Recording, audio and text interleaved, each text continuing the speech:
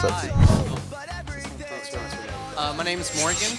I'm actually a student who goes here. I just want to say thank you to AP and you guys for coming here to talk to us. It means a lot to the students awesome. here. That's awesome. Cool, dude. I had a question. I actually play bass for the Spare Me Graceful guys over there. Cool. And Is it a trio? no, we're missing our Four? Five? Yeah, five. Five, We're missing nice. our two guitarists and our singer. But All right. this is, I think, definitely a bit more ahead in the future. Obviously, when you guys go on tour, you guys have a road crew. How do you go about, picking the right people to do the job and, setting up your kit and everything like that? Well, you need people that understand the instrument, first of all. Yeah. So, for me, someone that can tune or, do what I need. Same with, the guitar players, bass I never had a tech my whole career, so. But a lot of it has to do, Joel talked about earlier that we spend a lot of time together, especially if you're in a bus in that, sort of environment. And you want to be around people that you can hang with. So for me and for the five of us, it's important that you have the right proper energy for us. You don't want anyone ruining Friday night movie night. Yeah, on why the is that bus. guy looking at me weird, man? I'm trying to get this movie going with my Fucking up my popcorn. vibe, It's getting man. weird. That guy's got to bail where he's out. Yeah. Yeah, it's got to be good vibes, man. So Right, okay. that's important. Yeah, early on it's just going to be your friends who want to go on the road. And then a lot of them end up with jobs because they learn how to do it really well. Yep. And, you just got to keep the standard that we all work as hard as one another. Early on, we all unloaded the van. We all unloaded the trailer. We all did what we had to do until Even we the couldn't. lead singer? Carrying Everybody. gear? So you just want to all just be a crew. You have a little crew. I got you. Okay, great. Thank you Best guys of so luck much. to you Yeah, guys, thanks, too. dude. Good luck. This way. Hello, my name's Nisha, and I'm kind of going to take this a different direction. I'm actually not a musician or anything along that. I've traveled some time to be here tonight. Benji Madden's in the house. Sir, do you have your laminate on you? Weird. Oh, look, he brought Jesse J with him. Hi. Turn up. I didn't think we were sitting out here. I thought we was going to get sits out there. Do you want a mic? Hey, guys. Just got Hi. the bonus, the Benji bonus. I was trying to get Benji to get in line and just ask a question, but my plot failed. We'll share one, Jess. Now the pressure's on for the Yeah, best it- question ever. Okay, so since I've traveled some time here today, so I'm actually an aspiring fashion and stylist, fashion designer, and next week I'm actually launching my first online store. Cool. And so based off of that, I'm really inspired by your music ever since I was 12 years old, and so complete fangirl status. Like I would love to have a photo taken with you guys. Of if course. possible. Yeah, of course. Oh, that's the question? That's great. Absolutely. That's a good way to use the question too, by the way, because you could just get your friend. And I should say, like I say at every one of these, that's the only time. That can't be everybody's question.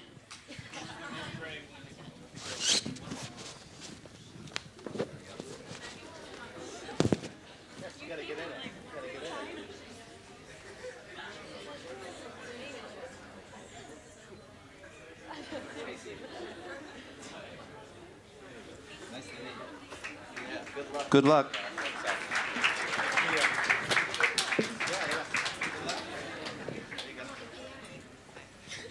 Yes, ma'am. Hi, my name's Laura. I work Laura. in music licensing. Oh, cool. So I had an original question, and now since there's a bunch of people up here, I was going to kind of tailor it towards my profession and wondering how you guys find sync licenses in television film, how important that is to breaking a band, to, kind of breaking it out, to the mainstream, if that's good or bad. Great question.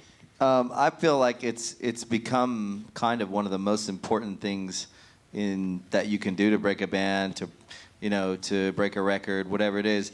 A lot of bands would get shit for taking a Samsung commercial, and now people don't even think twice, and it's because just like genres are all becoming one big genre, music once music became something that everyone just shared, it's kind of the platforms that music lives on are all kind of one big space. It's not just the radio. Well, or I record. think ultimately what happens is the fans understand that music essentially is you're getting art as a commodity. It's been commoditized. So you're buying it at the price that the market says it is. So $10 a month to be on Spotify, you get all the music you want. And so the artists they're not getting, it's not a fair trade per se, right? And that's just the way it is. This is a fact. Artists understand that. But nature, like the ecosystem, just like in nature, corrects itself. Corrects itself. Yeah. It will correct itself over the next 5 to 7 years, I believe. And there's a lot. I could go really deep into that because me and Benj have been working in. So publishing. don't lose hope if you're a band that you're like, how the fuck are we gonna make any money? Or Don't make be a living? afraid. But what Don't be happens afraid. is fans accept more. So would they subconsciously even understand that in order for a band to survive, their music has to be paid for by someone. And so what's happening is now brands are paying for the music so that the artist can still create. And that's why I say it's a great thing for music, and it's not a bad thing to take a brand's money so that you can make your art, because the brand is investing in music and in art. And so same with syncs. It's like you're getting a sync for a commercial or a TV show. They're investing in the community, in the art, as a whole, in the ecosystem of the music. So it's good for everyone, syncs. But the path of how you break a band, probably to me, top 2, top 3 ways that artists get. Yeah, because I think Good Charlotte is in a very unique position to talk about this topic, especially because you were one of the first rock bands, certainly one of the first bands from like the AP Warped Tour sort of world, to go cross-platform and to break songs in video games. Yeah. Like Good Charlotte was one of the first bands I remember hearing was like, dude, you know Good Charlotte's like in a video game? Like that was like kind of a crazy thing when you guys were first sort of doing that. It was So- a new thing when we were starting out, like these video games where it was a new idea that soundtracks were in video games, and we had definitely we're a big time video game band. Yeah, you're sitting playing for hours and hours and hours. You're like, there's that song again. Starting to learn this song. Yeah. Jesse J. Hi, I'm Ryan. I'm senior editor for Alternative Press. This is our audience at MI. Oh my god. So Benj was like, come on, Joel, I just did a gig, and we literally just got in the car and I thought we were going to eat. And sorry, I'm not going to say anything intelligent or anything that you can take home. They do that stuff. And he was like, let's get 2 seats. And I thought it was at the back. So if you saw me run out, I was trying to be discreet, and now I'm on the stage. I didn't think I was going to be here. Too late. You can't leave. Now you're here. Yeah. Hi, everyone, though. Hello. And I think you'll have actually more insight than you might expect, because we've talked a lot before you guys got here about their new company and management clients and publishing and merchandise and sync and licensing and all these different things. Jesse J is an artist who's working with the Maddens and the other Madden who's here somewhere and their whole crew over there. So I'd love to hear from you as an artist what it's like working with other artists on the business side. It's terrible. Can you imagine? I just dropped the mic. She's got some bad news for you guys tonight, right here. Honestly, I mean, I'll be brutally honest as always. These guys are my 4th managers, and I've had all types. I've had the suit that had only the Beatles on his iPod. I've had the guy that's all about money. I've had all of them, you know. And the best thing about being managed by artists is they understand.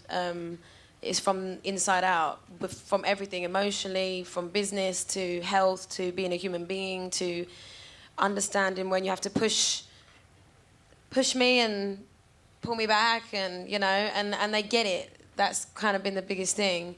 Being an artist is a different wave, like it's a different energy. So, you know, it's nice to. Sorry, I'm totally unprepared. I feel really fucking stupid right now. Like really, like I don't. Great have answer, actually. Great. But no, I it's been the biggest. We've been working together 6 months, and my whole life has changed. Literally, my whole life. Not just my life as Jessie J, but my life as Jessica. Because they get it. That is the highest praise. Well, I'll imaginable. say this. To be honest, I mean, seriously, though, how cool are they? you're the coolest. Listen, I will say this. You are the most talented singer I've ever encountered on the planet. Like, and physically, actually, been there the other night. We were at Carnegie Hall, and Jess was singing in front of a packed house. It's fine. And it was one of the craziest moments of my career to see this. Not only was it for a great cause for World AIDS Day, and there was the 10th anniversary of the One campaign, and you two, Bono and Edge were on stage, and to see a musical moment like that, to be a part of it behind the scenes, was a new height for my career and what's possible experiencing as a music fan, someone who loves music and artists, and as personally a fan of the person I work with. I really believe you have to be a fan of the person you work with on both sides. You have to like the people you work with. And understand them. Like, sorry, look at me getting involved. You're in it now. Dope. This is what happens. No, but it's true. It's like being able to almost be them. You have to be selfless in imagining. If you're helping someone create their art, you have to be sensitive to how they feel, to feel how they feel, to make the right decision for them, and not base anything from their set list, what they're wearing, what they do in their day and their diary. Everyone is different. Everyone has their limitations. Everyone has different, vibe. So. And understanding the artists you're working with well enough to, in some situations, be their representative, speak on their behalf, make decisions on their behalf if there's something quick that needs to be decided, knowing that you're representing what they would want, And always is your health and your happiness, come first. And, I think also one of the things that I think one of the advantages I think Joel and I have, and Dino has had to be kind of. I think the guys in our band have had to almost suffer through it because we're twin brothers, but we can never break up. We really have had to really fight it out. We've had to go through every up and down together, and now getting to, like Joel said, getting to watch Jess go out on stage at Carnegie Hall last week and get a standing ovation with a 30-piece orchestra in front of the vice president and Bill Clinton and all these people, it's a very important room, right, of doing something in the world, and watching an artist that we manage. We were standing backstage and watching such an incredible talent, and you just realize how you think back to all these little things in your career that you barely pulled off, but you were all working at your highest. You were running at the fastest you could run, and you just scored. And that's what it takes. Yeah. And to think that 20 years ago we were playing VFW lodges and little shitty venues, to think 20 years ago, to fast forward to now, it just shows you in the music business, like all of you are going to school. Every one of those little experiences, everything. They all add up to every shitty little job that you have to do in order to make it to the next step where you're just going to get your foot in the door. That's the best education you can really get. Guys, we're going to get back to you really quickly. You mentioned you've had a number of managers in your career. We don't have to name names, obviously, but how many managers did Good Charlotte have? Okay, so many. Yeah, before you became your own. Two. Yeah, two. This way. Hi, I'm Shelby. I know you. I'm going to change lanes a little bit here. Love a change lane.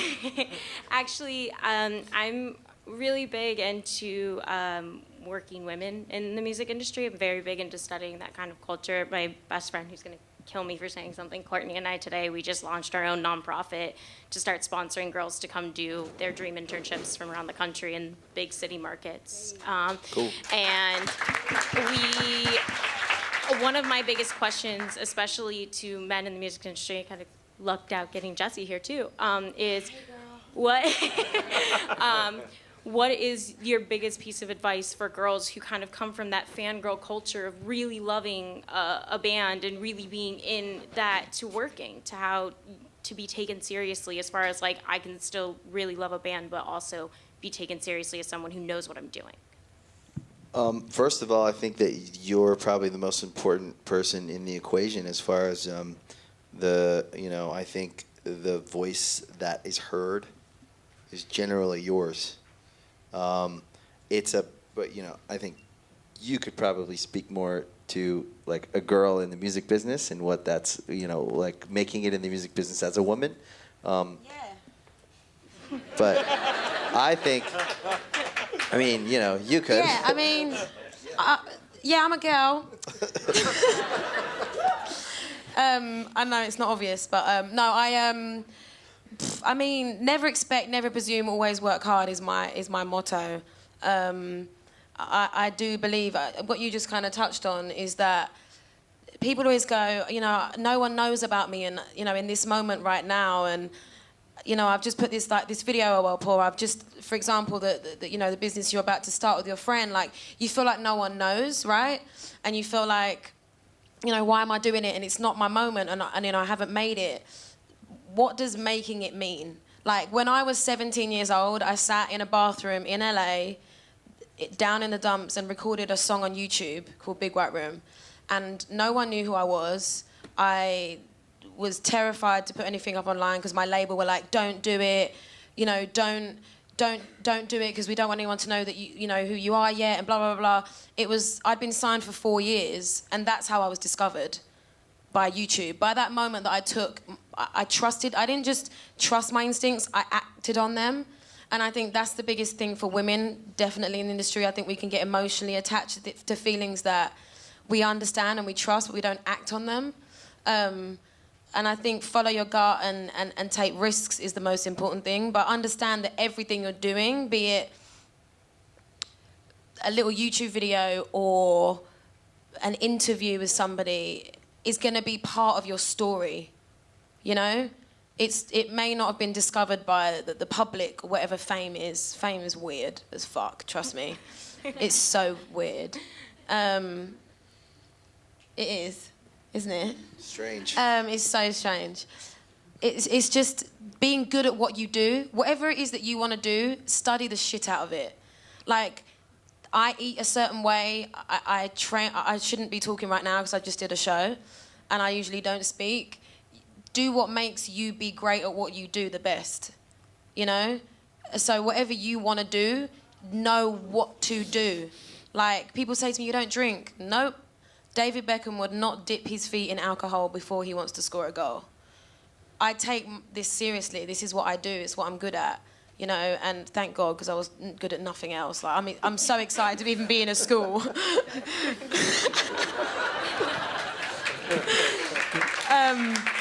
But I don't know if that answers your question. Like, does it answer your question? I feel like it's such a big thing that you're in this line or you're at the front. No, it's fine. Take yourself seriously. Yeah, take yourself seriously, and like, you're gonna meet assholes.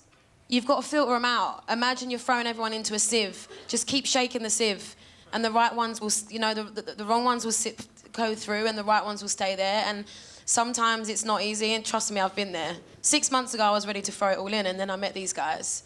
Like, everyone here is human. Everyone has feelings, Don't expect. Don't presume. Always work hard. Always give more than what's asked of you. Well said. Thanks for bringing her. Hey. This guy down Hey. here. She's the shit. Yes, ma'am. My name is Rory. So really weird. I only ever heard of Musicians Institute because of a Facebook ad, and that was actually how I ever heard of you. The first time in 2010 for Do It Like a Dude, or maybe it was 2011. It's a really long time ago, so it's just weird to see you in this space. It's freaking me out. Hi. And then also because... Trippy. and also because, Pretty like... freaky. Yeah. Like, Good Charlotte, you guys are the reason. When I was 8, I watched your Motivate Me video, and that was the reason I picked up a guitar, wanted to write, do anything. So cool to be here. Thank you. Thank you for that. So I had a weird experience when I performed this past Friday where I was double booked with another person. I didn't know I wasn't going to be playing that day anymore. And so we just kind of like winged it. and just let it fly. And we like did like looping back and forth and just kind of said, fuck it, let's see what happens. Have you guys had any weird experiences where you just had to kind of say, fuck it, let's see what happens, or just go with it in the middle of a show? That's a career. Yeah, just every That's show. a career. You just roll with it. Honestly, like that's the most direct answer I could give you. Is like that's every day. You have to be able to adapt to anything. I think, really. Especially if Joel's your lead singer. Your brother brought jokes. Guys, listen.